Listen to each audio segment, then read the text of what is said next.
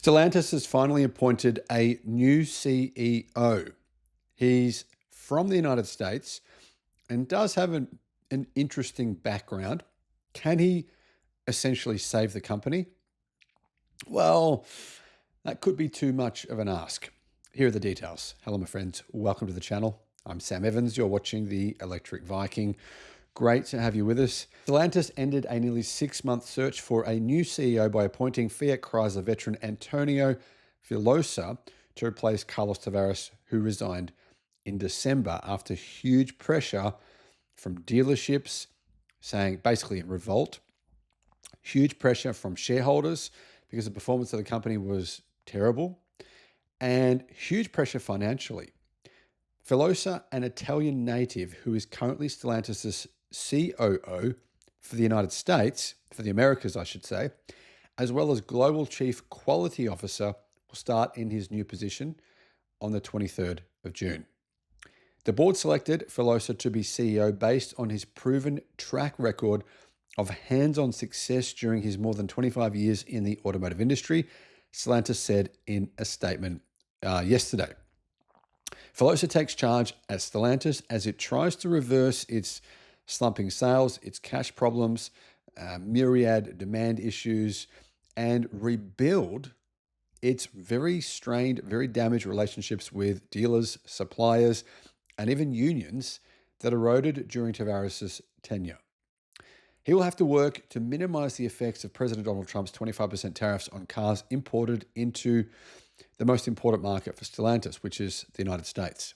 The tariffs are expected to be hit Stellantis hardest among the Detroit Three because most of Stellantis' brands are actually based in Europe.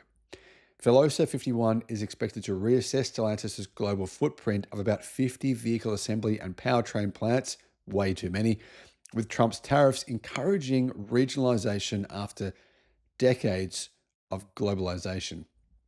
He likely will review the status of Stellantis' 15 brands. Stellantis have been in negotiations with Chinese conglomerates who want to purchase some of their brands. That's very likely to happen. And apparently, he's also going to be looking at Stellantis' joint venture with Chinese car company Leapmotor. That's really the one bright spot at Stellantis, the success of that joint venture. Filosa joined Fiat in 1999 after receiving a master's degree in engineering from Milan Polytechnic, and he spent the largest part of his 26-year career in Brazil. He was Stellantis' COO of South America when he was named global CEO of the Jeep brand in November of 2023. He then became the COO of North America last October after Tavares' resignation in December.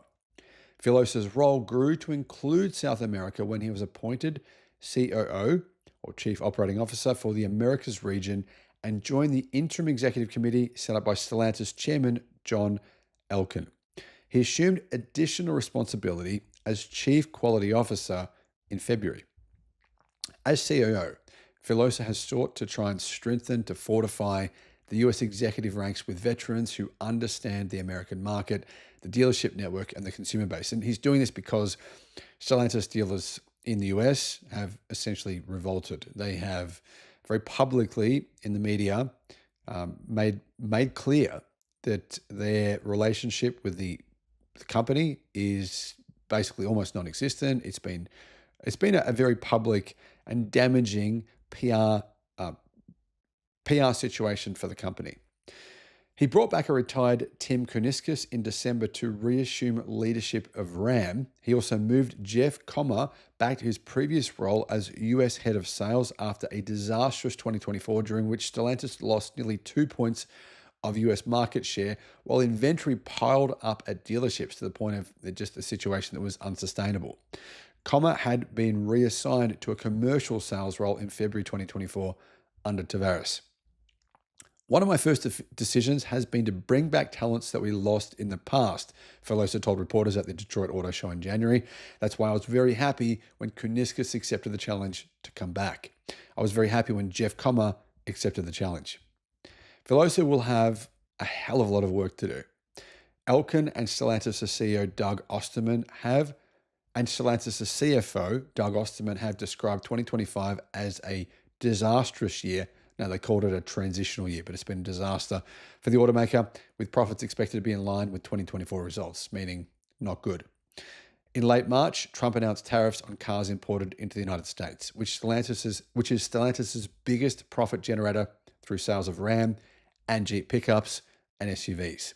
Jefferies, an investment bank, estimated that the levies could reduce Stellantis' earnings this year by 75%. If that happens, we're looking at a situation that's going to be potentially similar to Nissan, where Stellantis will be forced to shut down numerous factories.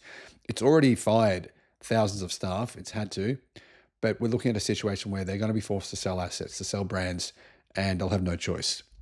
Stellantis' US sales are heavily dependent on factories in Mexico and Canada. It also exported about 58,000 vehicles to the United States from Europe last year, including Maserati, Alfa Romeo, and Jeep models, as well as vans. Now, I should point out there's a massive crisis at Maserati. The brand is almost dead. It's selling very few cars. Tariffs would have cost Stellantis $7.1 billion in earnings in 2024, based on financial and sales results, said Jefferies. So if these tariffs do remain in place for this year, it'll cost Stellantis probably around $6 billion. One of Filosa's tasks this year will be preserving cash, says Automotive News Europe, given the automaker's slumping sales and the additional burden of the tariffs. Stellantis last year reported an industrial cash flow of negative 6 billion euros, compared with a positive cash flow of 12.9 billion in 2023.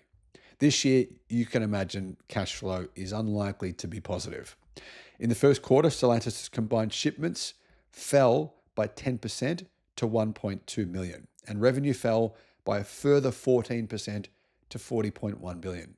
The truth is, sales and revenue are continuing to shrink. Under Tariffs, inventories had bloated, and dealers, especially in the United States, had grown extremely angry. They were furious with high prices, a lack of models in key segments, really issues coming from management at the company. There was a big divide between management and the actual retailers themselves. Tavares also clashed with suppliers. He clashed with dealers who said the automaker was imposing onerous terms in its contracts. Stellantis had ranked last in an influential annual supplier survey compiled by consultancy Plant Morgan. Meanwhile, the company has focused on clearing US inventory by cutting prices and rolling out more aggressive incentives. Filosa will have to continue to mend a frayed relationship with UAW as well. Filosa said in January that he was confident that he could find common ground with the union, and said the company's manufacturing needs form a complex puzzle they need to solve together. The truth is, there will be no common ground with the union because Stellantis has no choice but to cut costs. They won't. Their sales are going to continue to decline, and they'll have to cut costs, they'll have to cut staff, and the unions will obviously refuse that. They'll be furious about that. There won't be any way for him to possibly really get out of this situation alive, as far as I can tell anyway. UAW Vice President Kevin Kotinski, the union's top liaison with Stellantis, told Automotive News on the 6th of May that it has been a lot better dealing with Stellantis since Tavares left, thanks to Filosa's efforts. So, I mean, that's one positive. It's going to be a big challenge for him, though. I wish him all the best. I hope Stellantis can have some success, particularly in the United States. But outside of the United States, I do think they probably will be able to bounce back a little bit in the US. Outside of the United States, things are going to be pretty tough this year. Of course, they're going to be facing those tariff costs in the US. But yeah, I mean, facing the Chinese car market, where sales continue to fall for legacy automakers, Europe is a very difficult market as well. It's going to be a big challenge for Filosa. What are your thoughts? Do you think Stellantis can rebound, or could they become the next Nissan? Let us know what you think in the comments. Bye-bye.